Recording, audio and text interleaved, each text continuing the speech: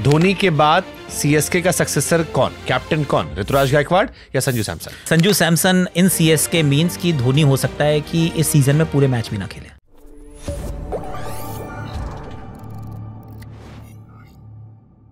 धोनी के बाद सीएसके का सक्सेसर कौन, कैप्टन कौन, ऋतुराज गायकवाड़ या संजू सैमसन? ऋतुराज गायकवाड़। ऋतुराज गायकवाड़। संजू सैमसन मुझे तो ऐसा लग रहा है actually, first time I am saying it अभी, कि हो सकता है कि अगर इसलिए कह रहा हूँ कि मतलब फॉर्मली अभी साइन नहीं हुआ है at the time of recording. Sanju Samson in CSK means कि धोनी हो सकता है कि इस सीजन में पूरे मैच भी ना खेले। That is also likely to happen. ये आगे की तैयारी की जा रही है, पर कप्तान क्योंकि अपॉइंट और अनॉइंट पहले किया गया था, I think they will stick with Ruturaj Gaikwad. Captain तो अभी धोनी ही है, क्योंकि ऋतुराज को तो मिड सीजन से हटा दिया गया था, चोट लग गई, ऐसा लगी थी या मैसेज गया था मुझे नहीं पता, क्योंकि जडेजा के साथ भी ऐसी घटना हुई थी। जडेजा के साथ पब्लिकली हुई थी, बिल्कुल डॉक्यूमेंटेड है। ऋतु उसके बाद खेले ही नहीं थे। आई मीन हाथ में फ्रैक्चर था या जो भी था, आई मीन बड़ी जल्दी गायब हो गए थे वो। तो I am still saying Ruturaj Gaikwad captain. Okay, nice, interesting choice. Let's see, देखते हैं क्या है। Why Sanju Samson for CSK? There was a Rishabh Pant, there was KL Rahul जो विकेट कीपर के तौर पे थे, there might be a new guy जिस पे आप इन्वेस्ट करते।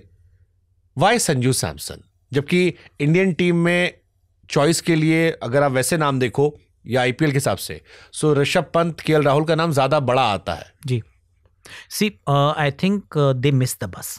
चेन्नई का जब वो बड़ा ऑक्शन के टाइम पे they had to make a call कि हम क्या करने वाले हैं, किसके ऊपर कितनी दूर भागने वाले हैं। Rishabh Pant, I am sure they would be dying कि हमें ऋषभ पंत चाहिए, पर ऋषभ पंत 27 करोड़ का था, इतने पैसे नहीं थे उनके पास खर्च करने के लिए, क्योंकि किस स्टेज पे कौन सा खिलाड़ी आता है वो एक बड़ा इंपॉर्टेंट पार्ट रहता है। तो ऋषभ पंत वहाँ रूल्ड आउट हो जाते हैं।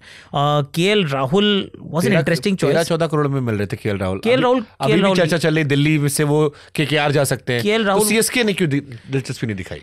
Which is a strange one, कि केएल राहुल मेरे विचार में एक अच्छी उनकी सोच हो सकती थी, पर may be they were thinking कि ऋतुराज को तो हमने पहले ही अपॉइंट करके, क्योंकि बड़ी ऑक्शन से पहले ऋतु वाज द रिटेन्ड गाय, और ऋतु उनके थे वो नेक्स्ट जो बनने वाले हैं। दोनों एक जैसे ओपनर क्या चाहिए हमको, दोनों एक तरीके की बैटिंग करते हैं, सिमिलर स्टाइल ऑफ बैटिंग, क्या ज़रूरत है या नहीं है, सो दे लेट हिम गो। पर वो दे मिस द बस। संजू अवेलेबल ही नहीं थे। संजू को राजस्थान ने रिटेन किया हुआ था, ऋषभ पंत 27 करोड़ में गए थे तो वो भी अवेलेबल नहीं थे। ईशान किशन एक और ऑप्शन हो सकते थे, जिनको अगर आप विकेट कीपर के तौर पे देख रहे हैं। Again I think they miss the bus there. उनको लग रहा था कि धोनी अभी शायद 2-3 साल और खेलेंगे, साइकिल पूरा निकाल कर जाएंगे, क्योंकि किसी और, या फिर डेवन कॉनवे वो काम कर जाएंगे, क्योंकि उनके लिए वो ऑलरेडी खेलते हुए अच्छा करते हुए आ रहे थे और कीपर भी हैं। I think they goofed up there. वरना अगर मौका मिलता, ये दोबारा एवरीथिंग स्टेज द सेम, वो बैंक तोड़ देंगे अपना ऋषभ पंत को अपनी तरफ आने के लिए, पर अब वो अवेलेबल ही नहीं है ऑप्शन। तो इसलिए Sanju is the best option, और उनको पसंद है जो खिलाड़ी 30 से ऊपर का हो, बहुत अच्छी बैटिंग करता हो, बहुत सीनियर हो। और जब प्रेशर में उनकी फिलॉसफी ये है कि प्रेशर में आपको सिर्फ एक ही चीज़ बचाती है, वो आपका एक्सपीरियंस। तो that is why they don't go for रूकीज।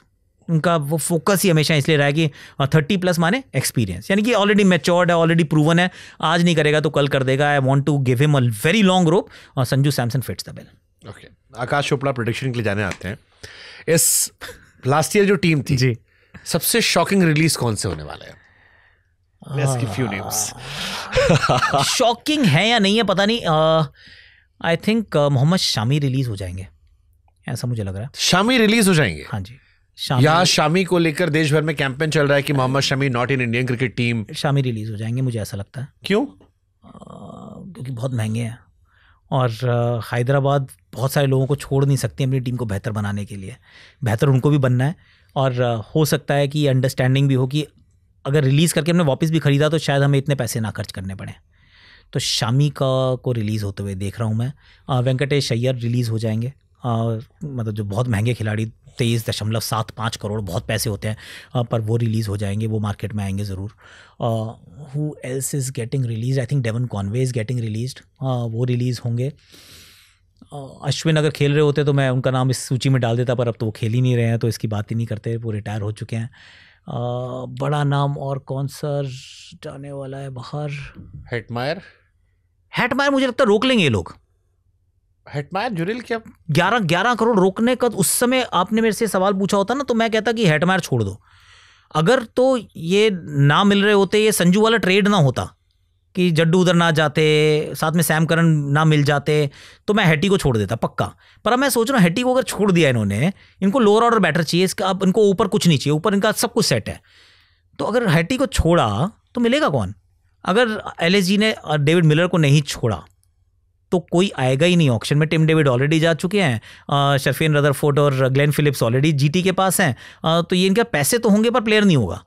तो फिर हो सकता है वापस शिमरन हेटमायर को ही खरीदना पड़ जाए। तो देयर इज़ अ पॉसिबिलिटी कि हेटी रिलीज ही ना हो। ये बड़ा थोड़ा सा अगेंस्ट द पॉपुलर नोशन होगा, पर हो सकता है कि हेटमायर रिलीज ना हो। ऋषभ को छोड़ सकती है LSG? Not a chance in hell. They are not releasing him. Who they, I think Akashdeep, again थोड़े महंगे हैं, टेस्ट के स्टार हैं, पर आई थिंक वो हो सकता है कि रिलीज़ हो जाए।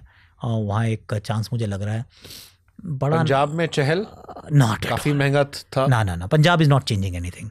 पंजाब हो सकता है कि सबसे कम पर्स के साथ बैठे, पंजाब और मुंबई किसी को रिलीज़ ही नहीं करे, आराम से करके बैठे हुए हैं, सब ऑक्शन देखने आएंगे बहुत लिमिटेड पार्टिसिपेशन के साथ। I don't see them releasing anything. Liam Livingstone, Maxwell, maxi सस्ता है, उतना महंगा नहीं है, हालांकि प्रदर्शन अच्छा नहीं है, पर रिकी पॉन्टिंग वहाँ पर है। नहीं, इट इज अ फैक्ट, क्योंकि ये मतलब कोइंसिडेंस नहीं है। हाँ, कि जॉश इंग्लिश भी है, सर स्टॉइनिस भी है, 5 आउट ऑफ 8। और ये कोई कोइंसिडेंस नहीं है कि भारतीय प्रीमियर लीग में जो इंडियन INR के बाद जो सबसे ज़्यादा खर्चा होता है वो AUD में होता है, ऑस्ट्रेलियन डॉलर्स में। सबसे बड़ा कोचिंग स्टाफ ऑस्ट्रेलियन होता है, और सेकंड और सबसे बड़ा ओवरसीज कंटिंजेंट भी ऑस्ट्रेलियन होता है। तो ये it is not a coincidence, it is not just a thing. हमारी लड़कियों ने सेमीफाइनल में हरा के हिसाब बराबर कर लिया। हाँ, वो भी सही है, चलो वेल डन लड़कियों, तो इतिहास रचा है। बैलेंस। हाँ जी। तो नहीं, मैक्सी भी मुझे नहीं लगता रिलीज होंगे। वो स्टॉइनिस को भी नहीं छोड़ेंगे, हालांकि स्टॉइनिस बहुत महंगे हैं, पर नहीं छोड़ेंगे वो मुझे लगता है। महेश तीक्ष्णा हो सकता है रिलीज हो जाए, पर वही आई डोंट नो वो बहुत बड़ी रिलीज की कैटेगरी में आते हैं या नहीं आते हैं। लियम लिविंगस्टन क्योंकि महंगे हैं वो रिलीज हो सकते हैं। Who else? वेंकी के अलावा I mean a crazy punt, absolute crazy, this is absolute crazy, Ajinkya Rahane, absolute crazy, सिर्फ 1.5 करोड़ के हैं, KKR के कप्तान है, पर बहुत क्रेजी पंट बोल रहा हूँ कि हो सकता है कि कप्तान ही रिलीज हो जाए, and he'll be the only captain who's getting released। और 2 साल से लगातार ही हो रहा है।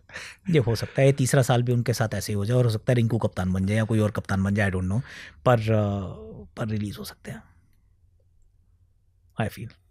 हमारे इंडियन टीम के कोच साहब जाकर KKR में भी वेल एस्टेब्लिश हो गए हैं जी। एक्सपीरियंस आदमी, पहले KKR चलाया भी है। KKR का कैप्टन कौन है अगला? अज्जू तो नहीं होंगे मुझे लगता है। रहाणे को कप्तान आई थिंक कि वो नहीं बनाएंगे। अभिषेक नायर वहाँ पर हैं, there is a Mumbai connection, तो यू मे फील कि हो सकता है, पर मुझे ऐसा लग रहा है कि वहाँ तो कई रिटायरमेंट वाले प्लेयर अब बैठे हैं एकदम। Sunil Narine, Andre Russell, I know, अब एकदम एज वाले हैं, अजिंक्य रहाणे। करेक्ट। तो और जो नए लड़के हैं उनमें से कोई एस्टेब्लिश ही नहीं है अभी। रिंकू 2 साल पहले बहुत प्रीमियम थे, आज इंडियन टीम में जगह नहीं बन रही है, परफॉर्मेंस इतनी नहीं है।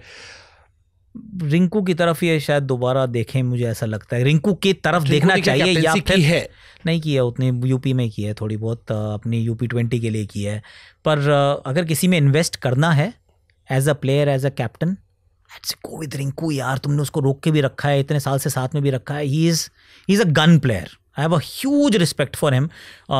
टीम मैन है पूरा 100%। मुंह से उसके बेचारे की आवाज़ नहीं निकलती, उसका अत्याचार होता है तो भी नहीं बोलता है, वो कहता है नहीं ठीक है जी, कोई बात नहीं, टीम को जो चाहिए मैं वो करता हूँ। Man with a golden heart. तो अगर करना है तो रिंकू के इर्द गिर्द पूरी टीम बनाओ ना, क्यों नहीं? फिर क्या एक्सपेरिमेंट वाली टीम नहीं है अभी भी KKR? नहीं, कुछ नहीं फ़र्क पड़ेगा, टीम अच्छी है। वेंकी को छोड़ो, पैसे रिलीज़ होते हैं, उसके बाद आप एक ओवरसीज़ आपको बॉलर चाहिए होगा, हो सकता है आप ऑनिक नोकिया को बिकॉज ऑफ इंजरी शायद उनको भी आप रिलीज़ कर दें, तो फिर आप अपनी टीम अच्छी है उनकी, एक्चुअली टीम उसको बेहतर करना है। लास्ट ईयर भी टीम अच्छी थी, वो कप्तानी जो हुई ना, कप्तानी का चेंज मुझे ऐसा लगा, where did Kolkata go wrong? Kolkata के पास, कोलकाता ने कोशिश की कि 2-3 लोग तो बदल गए, जिसमें से ऊपर से सॉल्ट गए, बीच में से अय्यर गए, एंड में से स्टार्क गए, सिर्फ 3 लोग बदले एक्चुअली। अब उन्होंने उनको रिप्लेस करने की कोशिश की, क्विंटन डीकॉक को ले आते हैं, अजिंक्य रहाणे को ले आते हैं, और नीचे से हम ऑनिक नोकिया को या स्पेंसर जॉनसन को रख लेते, तो लाइक फॉर लाइक रिप्लेसमेंट ढूंढ रहे थे, और सेम फॉर्मूले को दोबारा बनाने का उन्होंने प्रयास किया, पर ये H2O नहीं है,